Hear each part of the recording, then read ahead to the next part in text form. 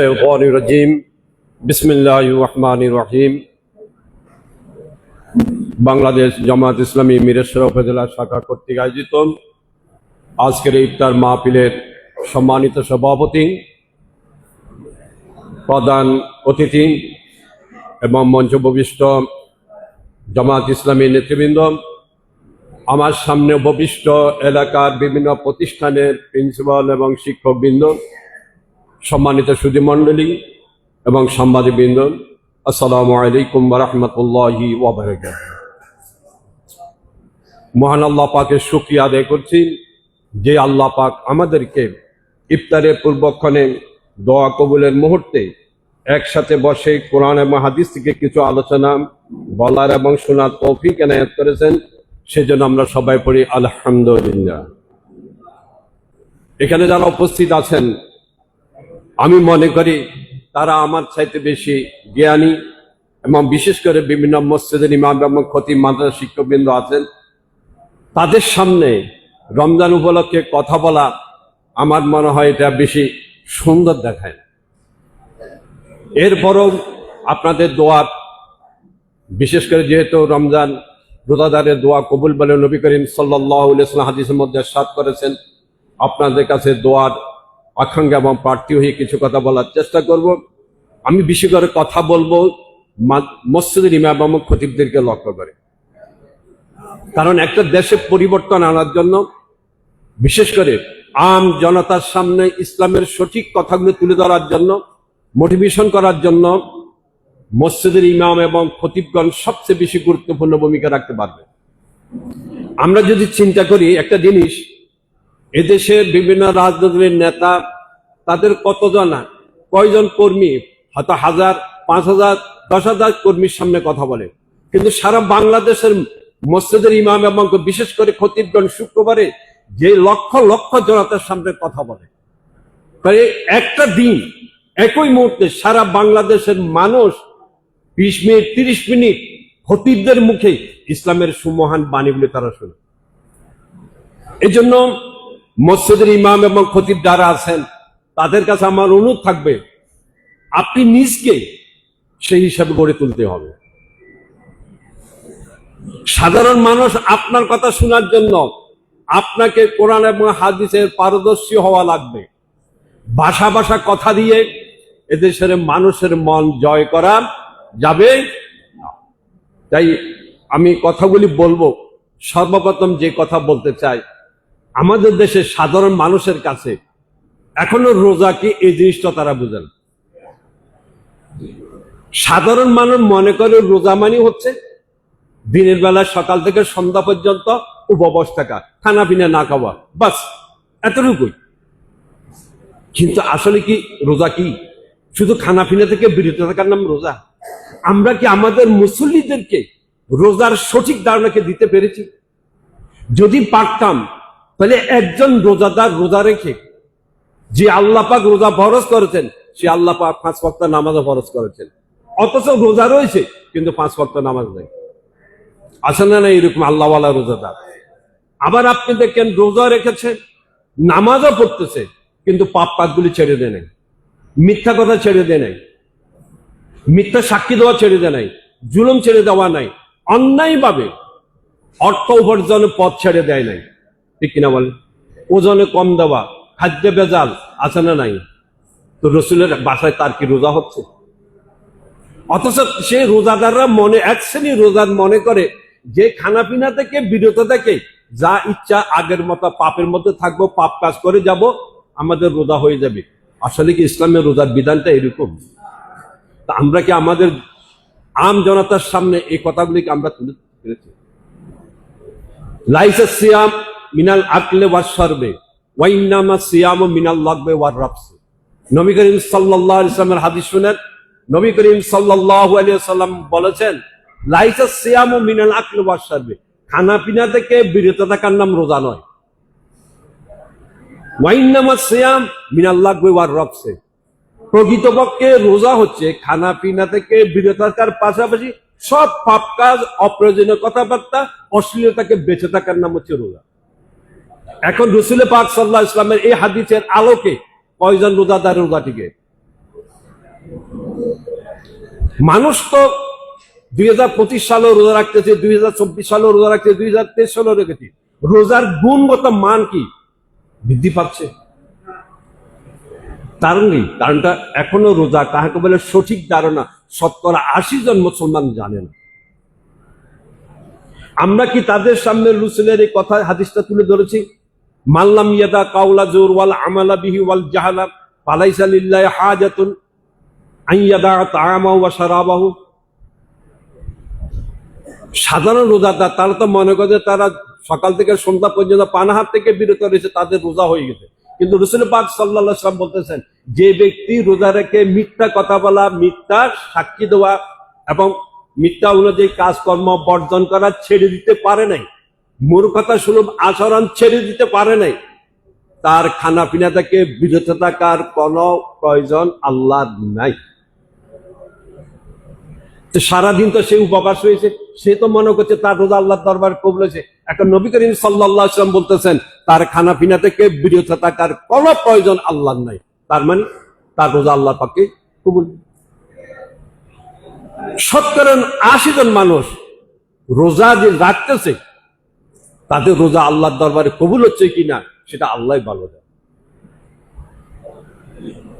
আমরা যারা রোজার বিধান উপলক্ষে সূরা বাকারার 183, 184, 185, 183, 84, 85, 86, 87 গোটা একটা রুকু রোজার বিধান সম্পর্কে আল্লাহ আলোচনা করেছেন।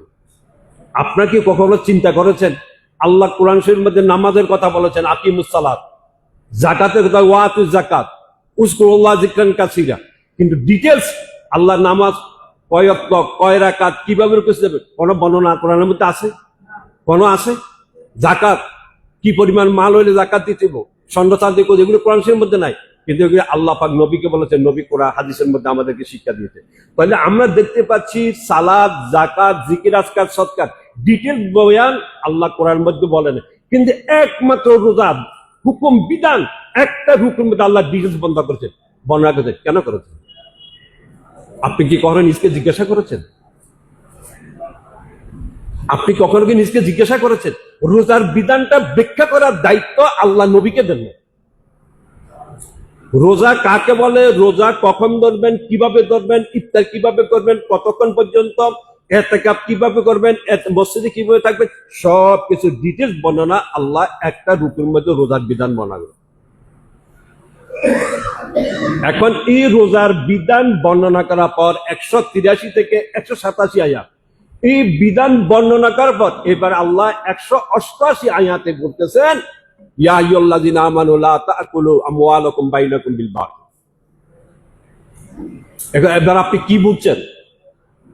রোজার বিধান বর্ণনা করার পর আল্লাহ পরবর্তী আয়াত নাযিল করলেন, ইয়া আইয়ুহাল্লাযীনা আমানু লা তাকুলু আমওয়ালাকুম বাইনাকুম বিল বাতিল। হে ঈমানদারগণ, তোমরা অবৈধ, অন্যায় পন্থায়, হারাম পন্থায় একে অপরের সম্পদ ভক্ষণ করিও না। তাহলে রোজার বিধান বর্ণনা করার পর আল্লাহ বললেন, যে রোজার বিধান বর্ণনা করার পর যে আল্লাহর হুকুমে সকাল থেকে সন্ধ্যা পর্যন্ত হালাল বৈধ জিনিস খানা পিনা থেকে আল্লাহর হুকুম আমরা বিরত রয়েছি, ওই আল্লাহ হুকুম করছেন আয় রোজগার করার ক্ষেত্রে অন্যায় অবৈধ পন্থায় উপার্জন করা যাবে না। তাহলে এমনও তো রোজাদার আছে, যে রোজাদার ব্যক্তি রোজা রেখেছে কিন্তু উপার্জন ক্ষেত্রে তার আয় বৈধ নয়, তার উপার্জন হালাল নয়, হারাম পন্থায়। এমন কি আমরা শুধু আলোচনা করি কি রোজা রাখলে রাসূল পাক সাল্লাল্লাহু আলাইহি ওয়াসাল্লাম বলছেন, মান সামা রমাদানা ঈমানান ওয়া ইহতিসাবান গুফিরা লাহু মা তাকাদ্দামা মিন যামবি। আমরা সারা বছর ওয়াজ করি যে রাসূল পাক সাল্লাল্লাহু আলাইহি ওয়াসাল্লাম বলছেন রোজা রাখলে, নবী বলেছেন বিগত গুনাহ সমূহ আল্লাহ কি করে দিবেন, মাফ করে দিবেন। কিন্তু রাসূল পাক সাল্লাল্লাহু আলাইহি ওয়াসাল্লাম দুইটা শর্ত দিয়েছেন বিগত গুনাহ মাফ হবার জন্য। রাসূল দুইটা শর্ত দিয়েছেন, একটা হচ্ছে ঈমানান ওয়া ইহতিসাবান, যে রোজা রাখবে ঈমানের সাথে আর ইহতিসাবের সাথে। ইহতিসাব কি? হিসাব নিকাশ করে রোজা রাখতে হবে। আল্লাহ এবং আল্লাহর রাসূল যেভাবে রোজা রাখার জন্য নির্দেশ দিয়েছেন ওইভাবে রোজা রাখলে আল্লাহ বিগত গুনাহ মাফ করে দেবে। এখন ঈমান আছে, রোজা ফরজ, এটার উপর আমার ঈমান আছে, কিন্তু ইহতিসাব কোথায়, মুহাসাবা কোথায়, হিসাব নিকাশ কোথায়? আমরা তো ওয়াজ করছি, এরপর আপনি চলেন আমরা ওয়াজ করি আসসালামু আলাইকুম, যে হাদিসে কুদসি রাসূল আল্লাহ বলেছেন রোজা আমার জন্য, কথা ঠিক, রোজার পরিষ্কার আল্লাহ নিজে দিবেন, ঠিক আছে কিনা? লাইলাতুল কদর, অনেক কিছু আছে, রমজান মাসে আল্লাহ আমাদের জন্য অনেক কিছু সওয়াব ফজিলত বরকত রেখেছেন, কিন্তু এই ফজিলত বরকত কখন পাবেন?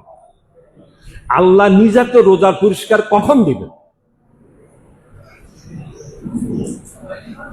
হাজি বাশারাতুল লিমান সামা আনিল হারাম, এই শুভ সংবাদ ওই রোজাদারের জন্য যে রোজাদার রোজা রেখে হারাম কাজ থেকে বিরত রয়েছে। প্রথম শর্ত, এই শুভ সংবাদ, এই পুরস্কার ওই রোজাদারের জন্য সামা আনিল হারাম, যে রোজাদার রোজা রেখে হারাম কাজ থেকে বিরত রয়েছে। 2 নম্বর, ওয়া আফতারা আলাল হালাল, যে রোজাদার সন্ধ্যায় ইফতার করে হালাল খাদ্য দ্রব্য দিয়ে। 3 নম্বর, ওয়া কাফফা লিসানাহু, রোজা রেখে জিহ্বাকে কন্ট্রোল করতে হবে, সংযত রাখতে হবে, আনিল কিজবে ওয়াল ইফতিরায়ে ওয়ান নামিমাতে ওয়াল গীবাতে, রোজা রেখে আপনি আপনার জিহ্বাকে কন্ট্রোল করতে হবে, মিথ্যা কথা বলা যাবে না, গীবত করা যাবে না, কথা চালাচালি করা যাবে না, চুগলখড়ি করা যাবে না। এই শর্তগুলি কি পূরণ হয়?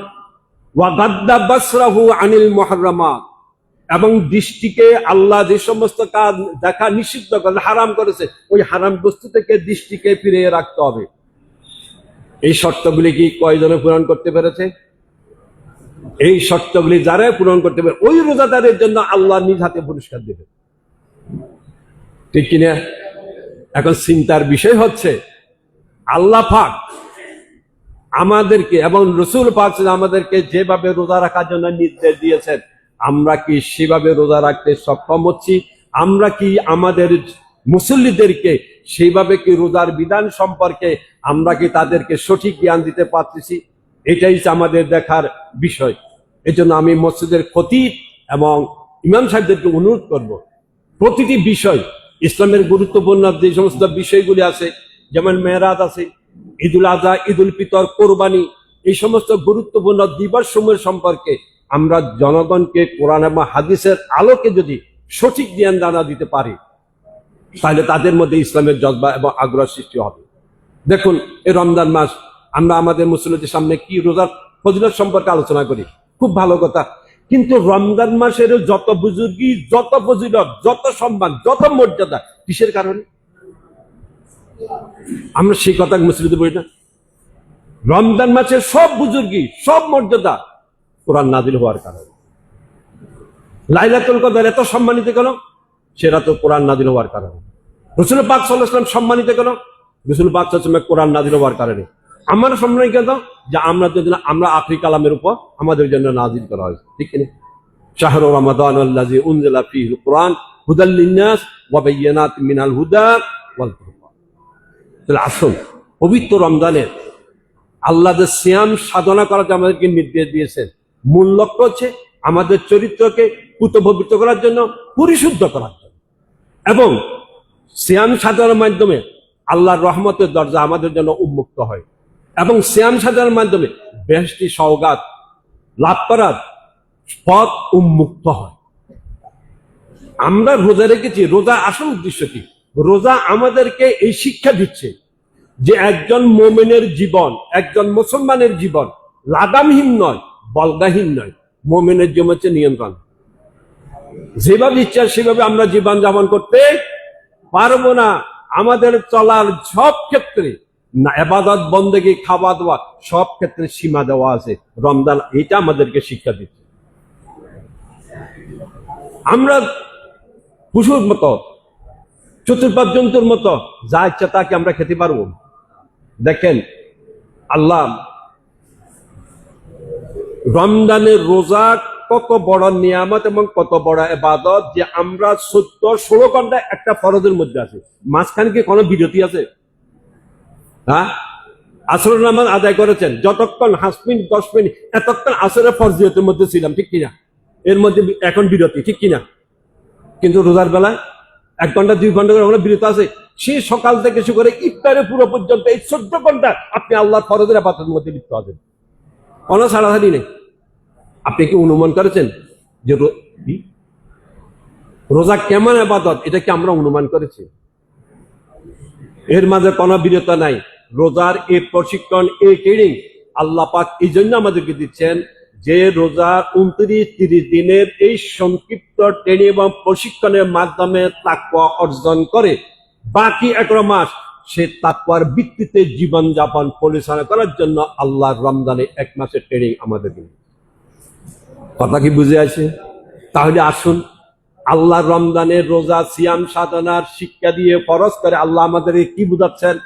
আল্লাহ আমাদেরকে এই শিক্ষা দিচ্ছেন, এই মেসেজ দিচ্ছেন যে কাঙ্ক্ষিত ফলাফল লাভ করার জন্য সোজাসুজি কথা বলতে গেলে পরবর্তী বাংলাদেশে আমাদের নতুন এক বাংলাদেশ গড়ার স্বপ্ন দেখছি। ওই বাংলাদেশ গড়ার স্বপ্ন তারাই বাস্তবায়ন করতে পারবে যাদের চরিত্র তাকওয়ার ভিত্তিতে গঠিত। কথা বুঝে না? আল্লাহ রমজান এই জন্য দিয়েছেন যে আল্লাহ আদেশটা আল্লাহ করেছেন হালাল বস্তু আল্লাহ আমাদের জন্য কিছু 12 ঘন্টার জন্য কি করে দিয়েছেন। এখন দরজা বান্ধি ঘরের মধ্যে খাইলে কেউ দেখবে? সেখানে কি ফেরেশতা আছে?